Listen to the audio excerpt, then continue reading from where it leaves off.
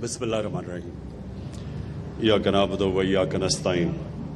میں سب سے پہلے تو چیف منسٹر پنجاب اور گورنمنٹ پنجاب کو آج خراج تحسین پیش کرتا ہوں۔ گورنر صاحب، ministers, provincial ministers, federal ministers اور ہماری سینئر بیوروکریسی، میں آج آپ سب کے سامنے اپنی خوشی کا اظہار کرنا چاہتا ہوں، کیونکہ آج جدھر ہم پہنچے ہیں اس کے پیچھے کافی کام ہوا ہے۔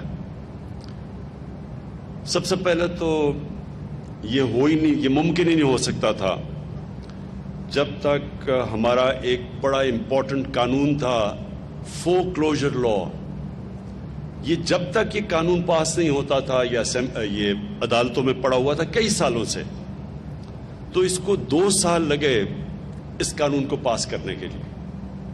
اور اس میں آج خاص طور پہ اپنی عدلیہ کا شکریہ ادا کرتا ہوں کہ وہ اگر یہ ہماری نہ مدد کرتے اور یہ قانون نہ پاس ہوتا تو آج ہم یہ پریزنٹیشن نہ کر سکتے، کیونکہ فور کلوجر لا ایک ایسا قانون ہے کہ اس کی وجہ سے بینک فائنانس کرتا ہے۔ اگر یہ قانون نہ ہو تو بینکس پیسے نہیں دیں گے، جس کو مارگیج فائنانسنگ کہتے ہیں، وہ پاکستان میں نہ ہونے کے برابر تھی۔ ہمارا 0.2% ٹوٹل پاکستان کی مارگیج فائنانسنگ تھی، جو کہ مغرب کے اندر، یورپ میں، امریکہ میں 80% سے اوپر ہے۔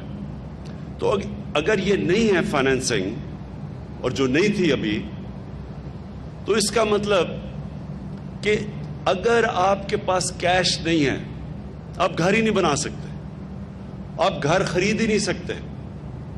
تو ساری دنیا کے اندر کیش تو لوگوں کے پاس نہیں ہوتا، لیکن کیونکہ بینکس فائنانس کرتے ہیں، اور یہ جو بھی بات کی گئی کہ جو وہ مہینے کی اپنا کرایہ دیتے ہیں وہی قسطیں بن جاتی ہیں بینکوں کے لیے، اور وہ بینک کو وہ بجائے کرایہ دینے کے بینکوں کو قسطیں دیتے ہیں، اور وہ گھر ان کا اپنا ہو جاتا ہے۔ اور یہ اسی طرح ساری دنیا کے اندر جو ڈیولپڈ ورلڈ ہے اس کے اندر اس طرح لوگ اپنے گھر خرید سکتے ہیں۔ اور اس لیے عام لوگ، تنخواہ دار طبقہ، پولیس والے، سرکاری نوکر، لوور سٹاف، بلکہ مزدور بھی، ان سب کے پاس یہ ہوتا ہے ایک اپرچونٹی کہ ایک اپنی قسطیں دے کے بینکوں کو اور اپنا گھر ہو ان کا۔ تو اس لیے میں اپنی عدلیہ کا خاص طور پہ آج شکریہ کرنا چاہتا ہوں، کیونکہ وہ اگر یہ کئی سالوں سے بینکوں میں عدالتوں میں پھنسا ہوا تھا، تو یہ جو ہمارے دور میں انہوں نے کلیئر کیا، اور اس کی وجہ سے آج ہم یہ پوری اپنی جو ہاؤسنگ، لو کاسٹ ہاؤسنگ، وہ لوگ، اس طبقہ، ویلڈر، مکینک، یہ سارے لوگوں کو اب پاکستان میں موقع ملے گا اپنا گھر بنانے کے لیے۔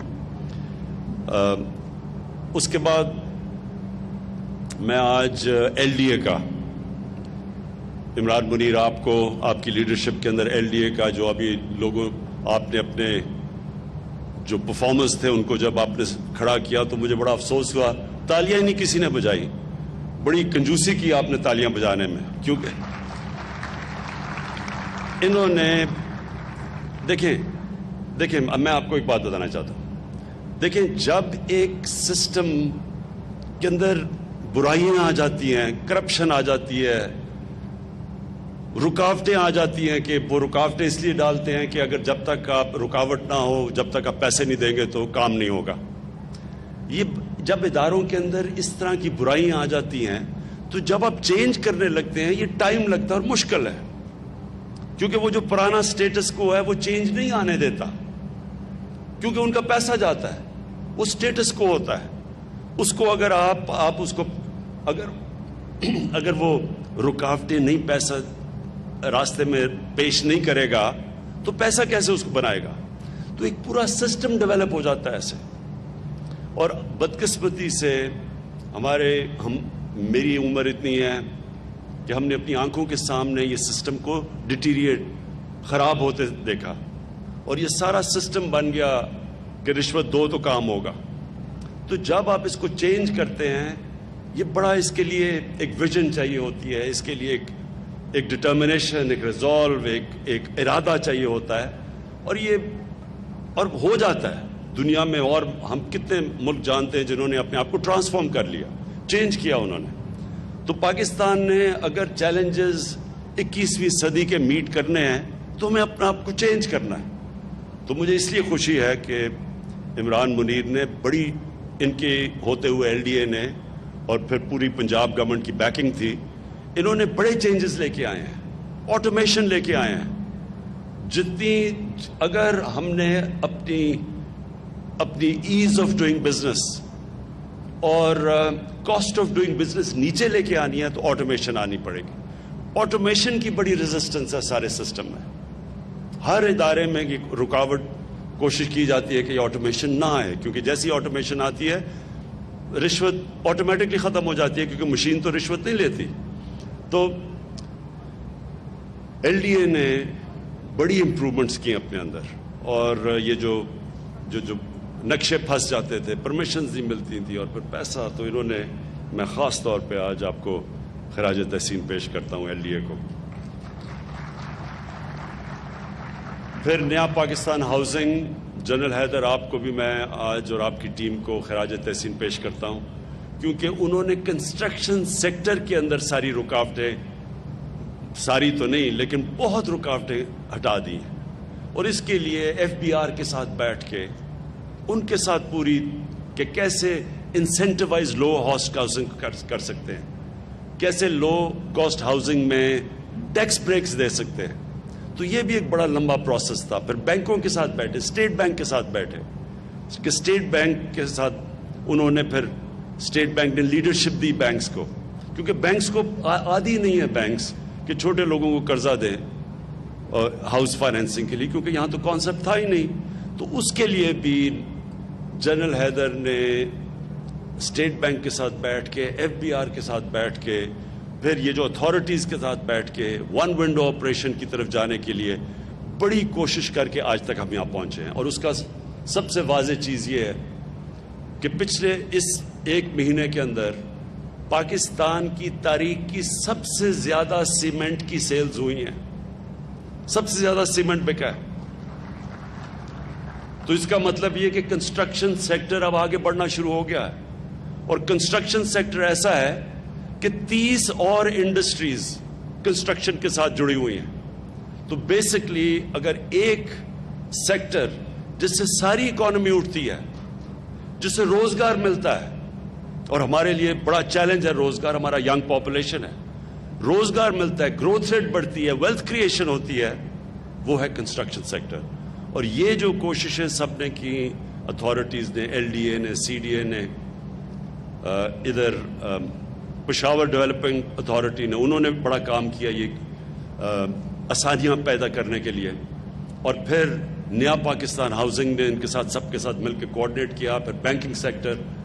اور آج میں اسپیشل خراج تحسین پیش کرنا چاہتا ہوں پنجاب بینک کے پریزیڈنٹ ظفر صاحب کو، کیونکہ انہوں نے باقی بینکوں سے بڑے آگے بڑھ کے انہوں نے کام کیا اور بڑا فیسیلیٹیٹ کیا. بینکنگ کے اندر بھی لیڈرشپ چاہیے. ہر بینک کا جو ہیڈ ہوتا ہے اس میں ویژن نہیں ہوتی، وہ تو یہ دیکھتا ہے کہ کس طرح میں نے نفع کمانا ہے. لیکن جو آؤٹ اسٹینڈنگ بینکرز ہوتے ہیں وہ یہ سمجھ آتے ہیں کہ جتنا آپ اکانومی کو گرو کروائیں گے تو سب کا ہی فائدہ ہوگا، بینکنگ کا بھی فائدہ ہوگا، کہ جتنی بڑی اکانومی ہوگی اتنا ہی بینکس کے پروفٹس ہوں گے. تو اس کے اندر کئی دفعہ بینک مینیجرز آسان راستہ لے لیتے ہیں ڈپازٹس، گورنمنٹ کے ڈپازٹس رکھوا کے. تو کئی جو اب آؤٹ اسٹینڈنگ نظر آ رہے ہیں مجھے بینکس، جو کہ اب اکانومی کو اٹھانے کی کوشش کر رہے ہیں، اس میں سے بینک آف پنجاب سب سے آگے. اور میں پھر سے آپ کو خراج تحسین پیش کرتا ہوں. میں آخر میں جو بات کہنا چاہتا ہوں وہ یہ ہے کہ دیکھیں، ایک جب لوگ کہتے ہیں جی نیا پاکستان کدھر ہے، جی نیا پاکستان، مدینہ کی ریاست کیا کدھر ہے جی مدینہ کی ریاست، تو میں آپ سب کو بتانا چاہتا ہوں دیکھیں یہ نیا پاکستان اور جو ہم نیا پاکستان ماڈل کرتے ہیں کہ نبی صلی اللہ علیہ وسلم نے جو ایک ایسا دنیا میں مدینہ میں ماڈل بنایا تھا جس کے اوپر دنیا کا سب سے عظیم سویلائزیشن بنا تھا، وہ کوئی اصولوں کے اوپر بیس تھا، 2 اصولوں پہ تھا۔ ایک رول آف لا، یہ یاد رکھیں قانون کی بالادستی۔ کبھی دنیا میں کوئی سویلائزیشن اوپر نہیں آیا جس کے اندر قانون کی بالادستی نہیں ہوئی۔ جب ہمارے نبی صلی اللہ علیہ وسلم نے کہا تھا کہ تمہارے سے پہلے بڑی قومیں تباہ ہوئیں جدھر طاقتور کے لیے ایک قانون اور کمزور کے لیے دوسرا قانون، یعنی کہ قانون کی بالادستی نہیں تھی۔ اور پھر انہوں نے دوسری بات کہی کہ میری بیٹی فاطمہ بھی اگر قانون توڑتی ہے اس کو بھی سزا ملے گی، کوئی قانون سے اوپر نہیں ہے۔ اور وہ بیسس تھا ایک چیز کہ جس کے اوپر ایک دنیا کا عظیم سویلائزیشن کھڑا ہوا۔ یاد رکھیں شروع میں آتے ساتھ ہی وہاں دودھ کی نہریں نہیں بہہ رہی تھی مدینہ میں، مشکل وقت تھا، بھوک تھی، غربت تھی مسلمانوں میں، خطرہ تھا، لیکن جو بنیاد رکھی گئی قانون کی بالادستی کے اوپر، انصاف پہ، رول آف لا پہ، وہ بیسس بنا ایک سویلائزیشن کا اوپر آنے کا۔ اور جو بھی سویلائزیشن اوپر آیا ہے وہ باقی لوگوں سے زیادہ اس سویلائزیشن میں قانون کی بالادستی ہوتی ہے۔ جو سب سے خوشحال ملک ہیں اسکینڈینیویا، ادھر آپ چلے جائیں کہ یورپین ملک جرمنی، انگلینڈ چلے جائیں، سب سے زیادہ چیز یہ ہے کہ کوئی قانون سے اوپر نہیں ہے، وہاں کوئی پریولیج کلاس نہیں ہے، کوئی یہ نہیں کہہ سکتا کہ جی باقیوں کے لیے قانون ہے، میں تو قانون سے اوپر ہوں، مجھے تو ملک کا قانون ہاتھ نہیں لگا سکتا۔ تو ایک یہ ہے، اور اس کے لیے آج پاکستان میں آپ دیکھ رہے ہیں کہ پوری مکمل جنگ چل رہی ہے، بڑے بڑے مافیاز ہیں، پہلی دفعہ ان کو قانون کے نیچے لانے کی کوشش ہے، بڑے بڑے پولیٹیکل مافیاز ہیں، ان کو وہ ریزسٹ کر رہے ہیں قانون کا۔ اور یہ ہے اصل میں ڈیفائننگ مومنٹ پاکستان کا کہ انشاءاللہ جیسے جیسے ہم قانون کی بالادستی قائم کریں گے ایک معاشرہ آزاد ہو جائے گا۔ معاشرہ آزاد ہی تب ہوتا ہے، میریٹوکریسی آتی تب ہے جب قانون۔ اور دوسری چیز، انہوں نے ایک انسانیت کا نظام لے کے آئے تھے، فلاحی ریاست، غریب تھے، مسلمانوں کے پاس پیسہ نہیں تھا مدینہ میں، لیکن انہوں نے ایک انسانیت کا نظام لے کے آئے تھے۔ ایک ریاست نے ذمہ داری لی تھی اپنے کمزور طبقے کی، ریاست نے بنیادی ضروریات اپنے کمزور طبقے کی پوری کی تھی، پیسہ بھی نہیں تھا۔ تو ہم بھی وہ کوشش کر رہے ہیں۔ سب سے پہلے بہت بڑا ایک نعمت اس قوم کے لیے، غریب آدمیوں کے لیے، health card, health insurance universal coverage, جو اب اس وقت پختونخوا میں سارے شہری کور ہو چکے ہیں۔ ہر گھرانے کے پاس ہیلتھ کارڈ ہے، کسی اسپتال میں جا کے 10 لاکھ روپے تک اپنا علاج کروا سکتے ہیں۔ یہ تو ڈیولپڈ ملکوں میں بھی یونیورسل ہیلتھ کوریج نہیں ہے۔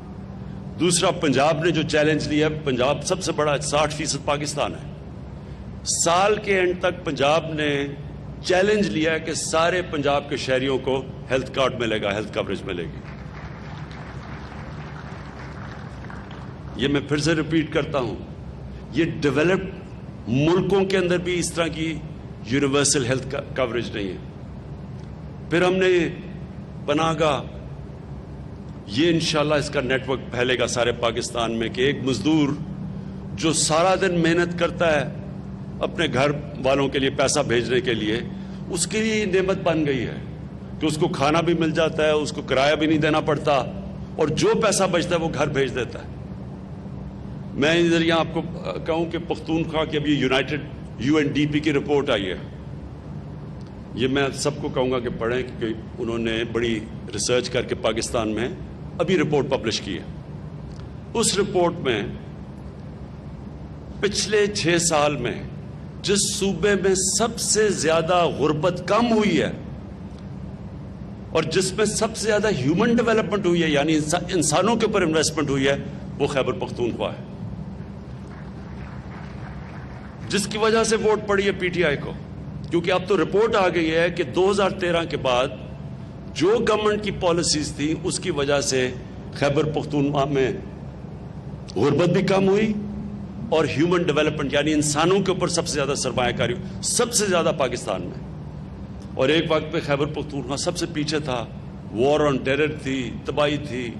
آپ کو پتہ ہے لوگ وہاں سے چھوڑ کے پیسے والے لوگ اسلام آباد آ رہے تھے. تو اس صوبے کے اندر آج یہ ہے.